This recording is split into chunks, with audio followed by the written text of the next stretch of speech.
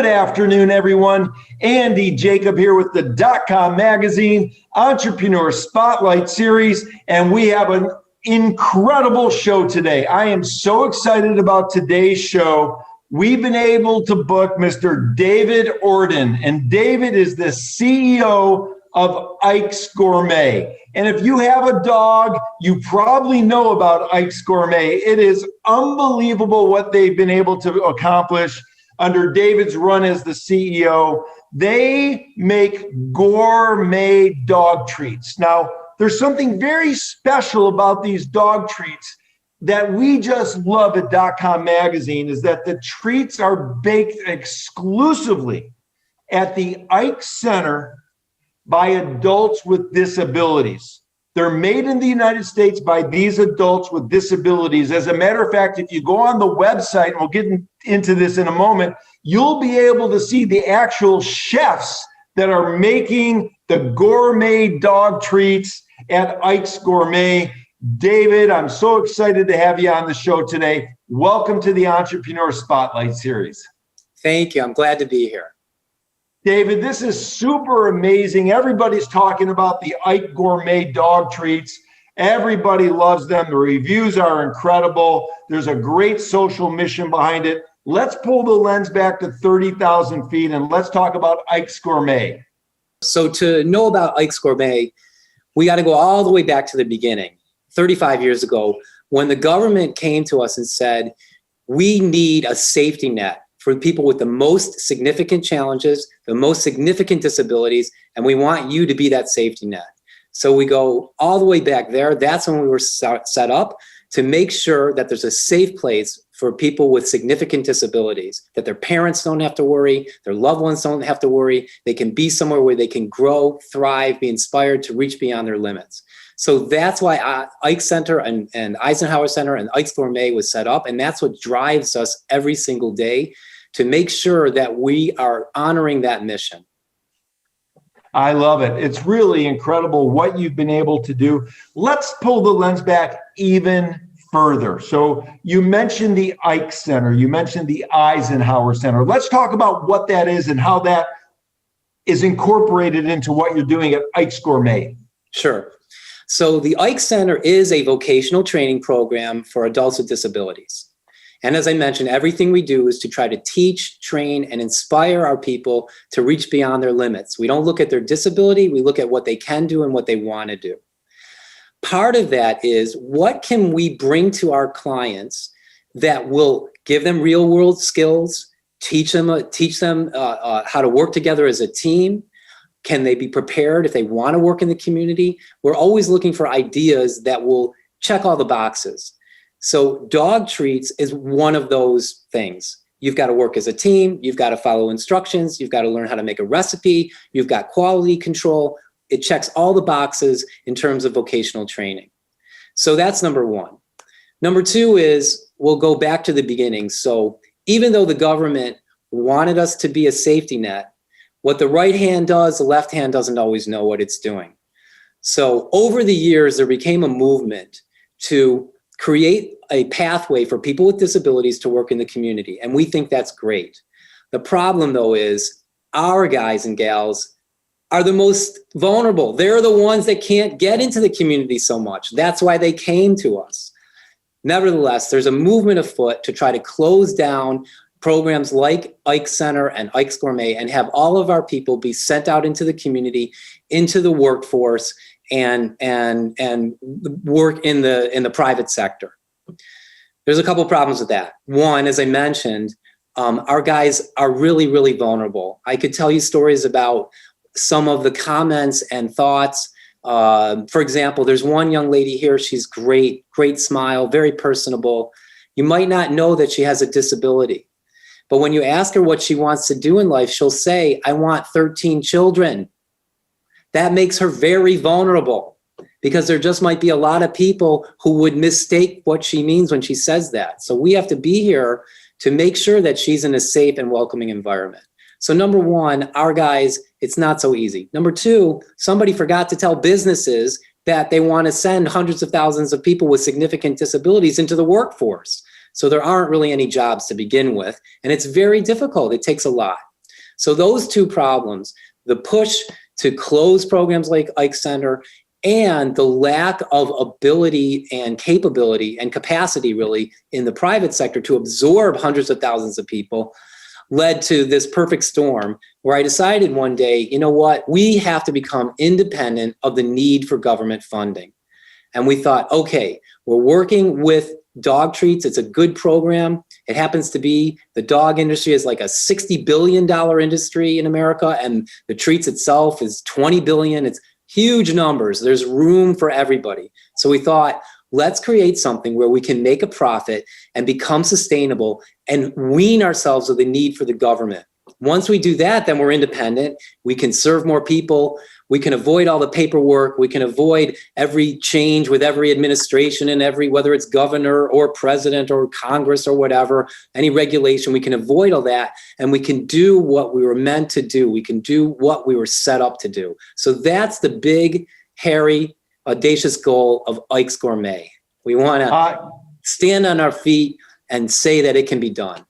I love it. And you're doing it, David. And under your leadership, obviously, it's going to keep going very, very well. One thing that I love and one thing that is just so refreshing and great to hear from you, David, is you call them our guys. And that is such an endearing kind of a terminology to use for these people, the adults with disabilities that are actually learning this vocational training and learning how to make the dog treats that are going out into the community and getting rave reviews, and people absolutely love them. Let's talk a little bit about your guys, because I think it's very interesting. Obviously, it's guys and girls, but when we think about what you've done on the website to show them sort of in chef's outfits and with their big smiles on their faces and all that, it just makes you feel so warm that you just want to run out and buy a couple bags or pounds of the dog treats. Who came up with the idea to take your guys and gals and sort of make them chefs? It's a brilliant idea. Sure. We are working with an excellent consulting firm, Elliott Branding, out of New York City. And he took my ramblings and my thoughts and my dreams, and he was able to translate it into this vision of what is the inspiring message behind all the words. And I think seeing our guys and gals in their chef's outfits, learning what they need to do, reaching for higher goals, everything is sort of encapsulated in that one vision, in that one picture. So I got to give kudos to Elliott Branding. He is an excellent marketing and strategic branding person. And he really was able to, again, take that message and put it into a picture that everybody understands. I love it, David. I know that you're interested in helping as many people as you possibly can with their vocational programming and their vocational training. It makes all the sense in the world. So that these people have a wonderful place to go, a wonderful place to work, surrounded by people that care and love them and give them compassion and kindness, which is absolutely incredible. What you've been able to do at the Ike Center with the Ike's Gourmet dog treats. So when we think about it, there's 300 million dogs in America. I mean, I think we have more dogs than almost anywhere. And all of them should be really munching on Ike's Gourmet treats. So when we think about it, how big and how many people can you get under your umbrella if we think about this in terms of how many dogs and dog treats are sold in America and maybe throughout the world? Do you have more capacity to bring on more people with disabilities to help them learn this very important vocational training that you're offering? Right. So right now, that's our biggest problem, and it's a great problem to have. We are just about at full capacity in terms of what we can do in our building and our facility right now. We have about 100 clients at any one time during the week.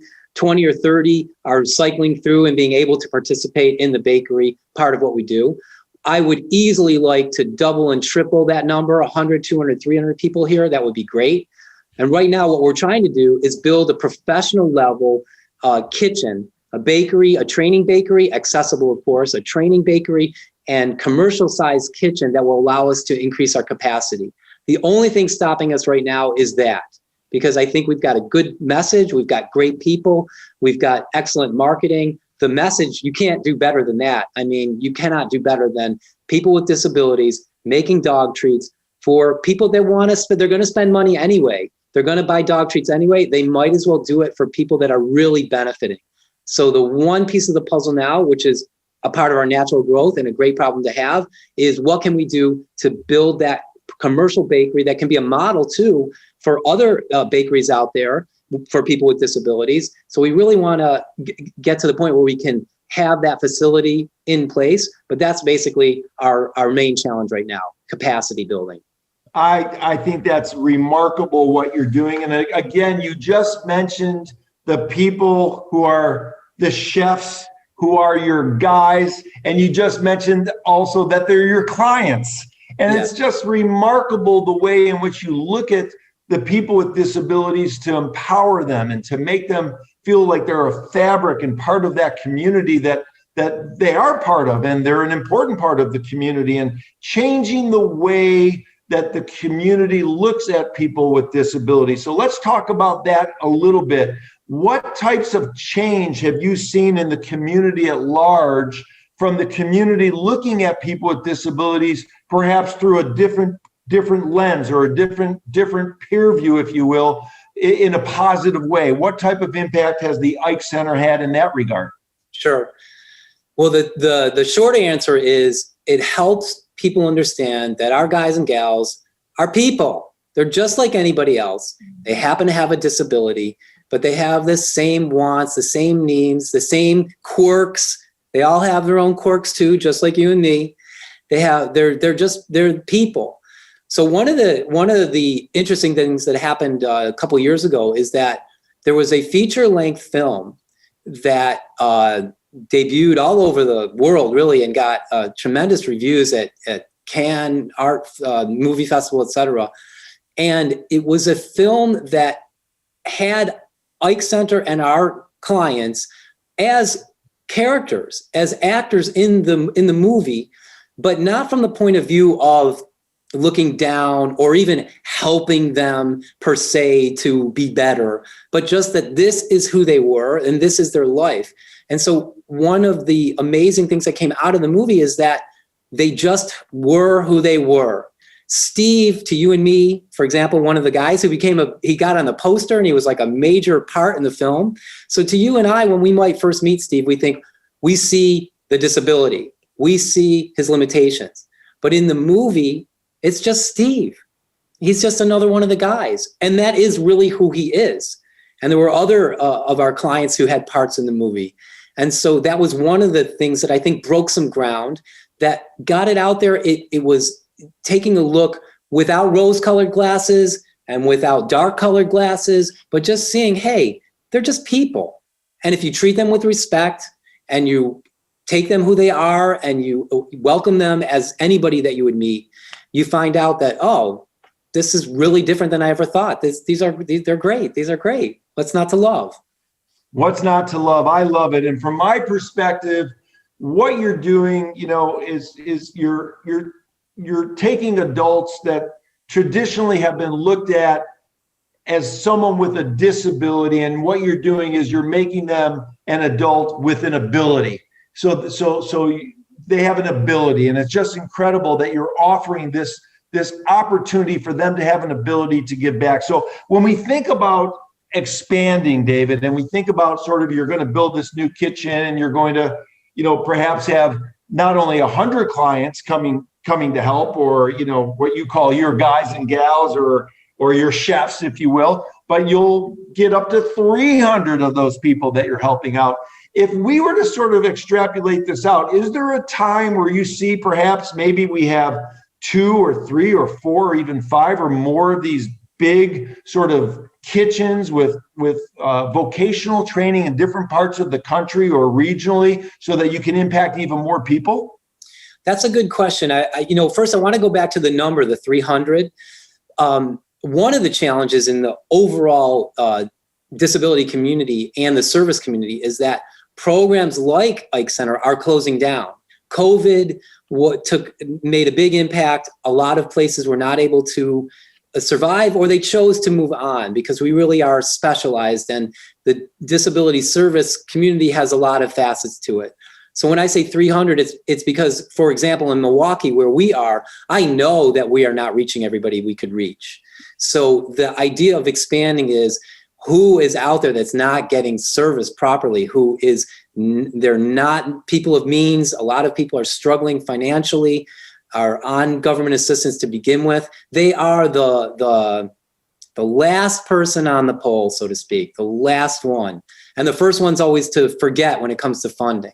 So that number of the 300 is that I know that there's more out there, and it's just sort of how much can we put in our building and what do we have to do?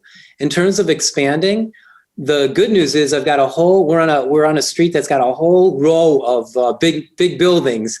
So who knows, maybe one day we'll just keep buying up the buildings next door and continuing to expand.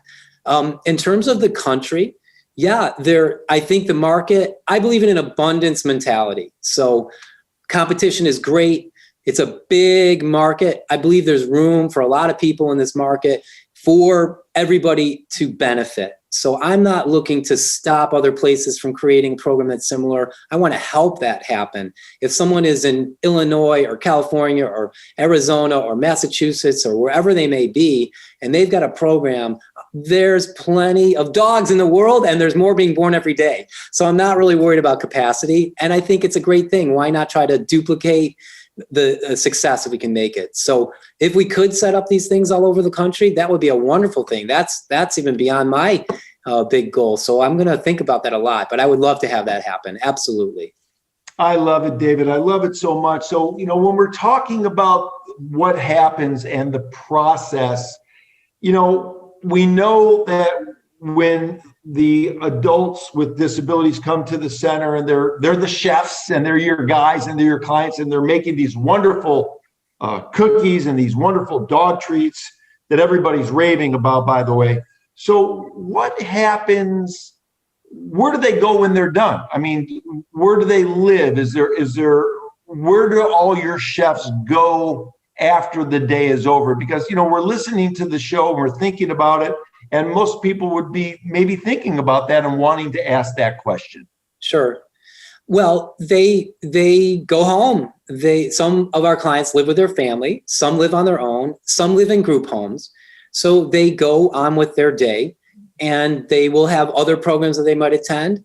One of our gals actually is a success story. She has a job in a pet store that she was inspired to go for by being here and working with the dog treats. And so when she's done here, and on the days when she might not be here, she's got a second job in the community, which is exactly what we want. And she managed to sell our treats in the store. She managed to convince her manager that they got to sell these treats. So they're ordering from us. So sometimes they just go on into their life. Sometimes there's programs. Some of them are part of sports leagues, et cetera. So they just go on with their life like anybody else. I love it. I love it. And it's such an inspirational story. Now, of course, everybody's talking about the IKE's gourmet dog treats. So what makes them gourmet? Is it just the love that's put into the dog treat that makes it a gourmet dog treat? Well, without the love, for sure, they're not gourmet. But going back to our marketing company, when we explained what we wanted to achieve, so he decided that we might as well go as high end as we could. So by gourmet, it's organically sourced products. They're handmade. The recipes are taken from consultations with veterinarians on what are healthy fruits and vegetables for dogs. What do they like? What's good for them? So it's all good, wholesome products that's high end, that is also, again, handmade and with organic sourced products, all that good stuff. So that's what makes it gourmet. I love it. And obviously it's that little touch of love that goes into every single biscuit, every single treat that really makes it such a beautiful thing. I'm going to run out after the show, and I'm going on the website, and I'm going to buy some treats for my little Louie, my little dog. And I can totally see why this is so amazing for the customers, because we are going to know that we're going to go into that bag of treats, And we're going to pull something out that was handmade by somebody with a lot of love, in a very meaningful way, someone that is an adult with a disability. They actually touch that biscuit, and we're going to touch that biscuit as well. And we're going to get that energy flow, if you will, or that blessing from holding it. And then we take that treat and we provide it to our dog that we love as well. And it's sort of like this wonderful circle that you've been able to complete with what you're doing over at IKE's. It's just incredible. Amazing, amazing, amazing. You know, David, I know you've only sliced out a certain amount of time on the show today, but I did want to talk to you a little bit about entrepreneurship, because what you're providing is really the pinnacle of entrepreneurism, where you're allowing people and providing for people, I think is a better word, the opportunity to come and learn something. And that's what entrepreneurship is all about. And you have so many wonderful success stories. For example, the one that you mentioned of the young lady that's now going to the pet store, who's not only working there, but also convinced the pet store to cover and handle your IKE's Gourmet treats, which is the awesome entrepreneur story. So let's talk about your entrepreneurial journey just for a minute, because people are going to watch the show, and you know, younger entrepreneurs, sometimes they hit a pothole, or sometimes they get a little frustrated. Not all business is easy, but maybe you could look in the camera and give some motivation to the younger entrepreneurs about what it takes to keep pushing on when things get a little tough. Sure.